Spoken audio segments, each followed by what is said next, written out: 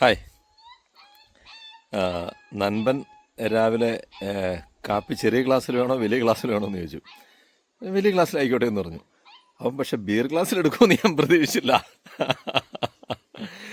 Okay. അപ്പോൾ ഇന്ന് ഞങ്ങളൊരു ക്യാമ്പിംഗ് പരിപാടിയൊക്കെ ആയിട്ട് ഇറങ്ങിയതാണ്. ഇന്ന് റൂഫ് ടോപ്പ് ടെൻറ്റിലൊക്കെ താമസിച്ചു. അടിപൊളി കാലാവസ്ഥ, നല്ല വ്യൂ ഉള്ള സ്ഥലമാണ്. കുളമാവിൽ നമ്മുടെ കൂട്ടുകാരൻ അംജിത്തിൻ്റെ പ്രോപ്പർട്ടി ഉണ്ട്. അപ്പോൾ ഞങ്ങൾ ഇടയ്ക്കിടയ്ക്ക് ഇവിടെ വന്ന് കൂടാറുണ്ട്. റൂഫ് ടോപ്പ് ടെൻ്റ് ഉള്ളതുകൊണ്ട് നമ്മുടെ വണ്ടി എവിടെ പാർക്ക് ചെയ്യുന്നോ അവിടെ നമ്മുടെ വീടാണ്. അടിപൊളി പ്രോഡക്റ്റ് കേട്ടോ.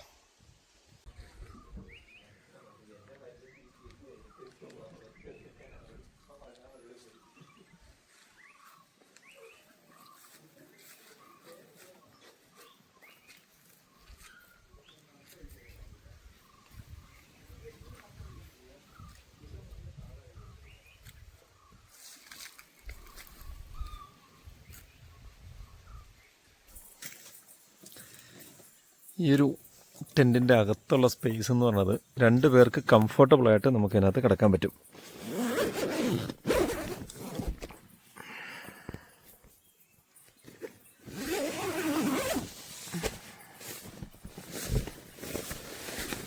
ഞാനിതിനു മുമ്പ് ഒരു വീഡിയോ ചെയ്തതാണ് ഇതിനെക്കുറിച്ച്. എന്നാലും കാണാത്ത ആളുകൾക്ക് വേണ്ടി ഒരു പരിപാടി. ഇതുണ്ടോ, ഇത് ചുറ്റും നമുക്ക് വ്യൂ ആണ്. അതായത് 360 ഡിഗ്രി വ്യൂവിൽ നമുക്ക് ഇത് കാണാൻ പറ്റും. കേട്ടോ, ഇത് കൂടാതെ മഴയില്ലാന്നുണ്ടെങ്കിൽ നമുക്ക് ഇതിൻ്റെ റൂഫും കൂടെ നമുക്ക് തുറക്കാം. ഈ നെറ്റ് മാത്രമാണ് നമുക്ക് പിന്നെ ഉണ്ടാവുള്ളൂ. ഇപ്പോൾ സ്കൈയും കണ്ടുകൊണ്ട് നമുക്ക് കിടക്കാൻ പറ്റും. പിന്നെ ബെഡ് എന്ന് പറയുന്നത് വളരെ കംഫർട്ടബിളാണ്. നല്ല സോഫ്റ്റ് ആയിട്ടുള്ള ബെഡാട്ടോ ഇത്. അടിപൊളി.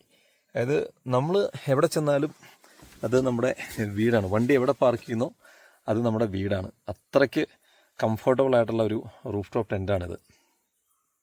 ഇതിൻ്റെ പ്രൈസ് വരുന്നത് ഏകദേശം $90,000 പ്രൈസ് വരുന്നത്. പിന്നെ അതിൻ്റെ എല്ലാ ഫിറ്റിങ്സും കാര്യങ്ങളെല്ലാം കൂടെ കൂടിയാണ് വരുന്നത് 1,00,000 രൂപയോളം ആവും. പക്ഷേ നമ്മൾ ഏതെങ്കിലും ഒരു മലയുടെ മുകളിലോ അതല്ലെന്നുണ്ടെങ്കിൽ ഏതെങ്കിലും ഒരു ലേക്കിൻ്റെ കരയിലോ ഏതെങ്കിലും മെഡോസിലോ എവിടെ വേണമെങ്കിലും നമ്മളെ വണ്ടിയായിട്ട് നമുക്ക് പോകാം.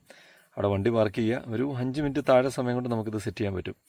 ആ വ്യൂ എല്ലാം കണ്ട്, അതായത് ഇതിൻ്റെ മുകളിൽ നിന്നുള്ള വ്യൂ എന്ന് പറഞ്ഞാൽ താഴെ ടെൻ്റ് അടിക്കുന്ന പോലെയല്ല, ഇതിൻ്റെ മുകളിൽ നിന്നുള്ള വ്യൂവും കണ്ടുകൊണ്ട് നമ്മൾ കിടക്കുക എന്ന് പറയുന്നത് ഭയങ്കര രസമുള്ളൊരു എക്സ്പീരിയൻസാണ്. അതിന് പറ്റിയ വണ്ടി വേണം. അതിന് മുകളിലാണ് നമുക്കിത് ടെൻറ്റ് നമുക്ക് ചെയ്യാൻ പറ്റുള്ളൂ. നമ്മളിന്ന് ഫ്രണ്ട്സായിട്ട് പോയി, ഞാനും എൻ്റെ ഫ്രണ്ടിലൂടെ പോയതായിരുന്നു.